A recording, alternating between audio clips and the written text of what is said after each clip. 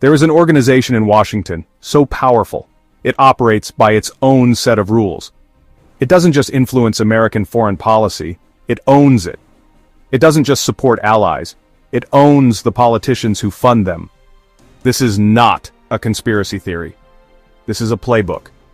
And it's time we burned that playbook to the ground. Let's be clear. AIPAC is not what it seems. It's a public affairs committee in name only. In reality, it's a political laundering operation. Mega donors and Republican billionaires pour money into its super PAC, which then systematically identifies and destroys any politician who dare to question unconditional U.S. support for the Israeli government. Their weapon isn't persuasion. It's financial obliteration. They find a primary challenger, flood the airwaves with lies and smear ads, and drown democracy in dark money. The message to every sitting lawmaker is terrifyingly simple. Vote how we say, or we will end your career. This isn't lobbying. This is a protection racket. And what are they buying with this influence? Your money. 3.8 billion of your tax dollars every single year is sent in military aid, no questions asked, while our schools crumble and our healthcare system fails. That money is guaranteed to a wealthy, developed nation to buy bombs and bullets. When you see horrific images coming from conflicts and wonder why the U.S. never demands accountability, this is why. AIPAC's machinery ensures the funding flow never stops, the diplomatic cover never wavers, and any debate is crushed before it begins. You are not a spectator. You are a funder. They called me an anti-Semite for asking for a ceasefire. They're trying to ruin my life. And their most potent weapon, the smear. AIPAC and its allied groups have perfected the art of weaponizing anti-Semitism to silence any and all criticism. Jewish peace activists, human rights observers, veterans, and lawmakers are all branded as bigots for the crime of criticizing a government's policy. This is a deliberate, cynical strategy.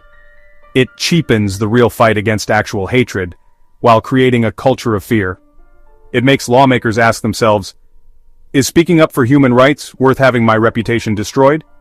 For the health of our democracy, the answer must always be yes. So how do we stop it? We don't regulate it.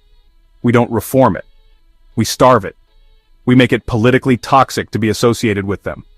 We bury it alive in the court of public opinion. Step 1. Follow the money. Websites like opensecrets.org track every dollar AIPAC's PAC gives. Find your representative. If they take AIPAC money, you know they don't work for America's best interest. They work for Israel's best interest. Step 2. Make it a scarlet letter. Every politician who accepts their money must be forced to answer for it. At town hall, on social media, at the ballot box. Ask them, why do you take money from a group that uses it for genocide? Step 3. Support the targets. Find the brave lawmakers and primary challengers who refuse AIPAC money. Donate. Knock on doors. Amplify their message. They are on the front lines.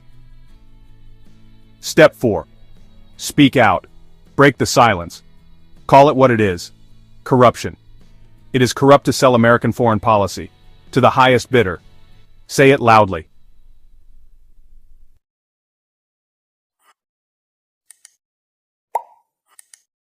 Everybody but me has an AIPAC person. What's that mean, an AIPAC person? It's like your babysitter, your AIPAC babysitter, who is always talking to you for AIPAC. They're probably a constituent in your district, but they are firmly embedded in AIPAC, and Every member has something like this? that's how it works on the Republican side. And when they come to DC, you go have lunch with them, and they've got your cell number, and you have conversations with them. That's absolutely crazy. I've had 4 members of Congress say, I'll talk to my AIPAC person, and It's literally what we call them, my AIPAC guy.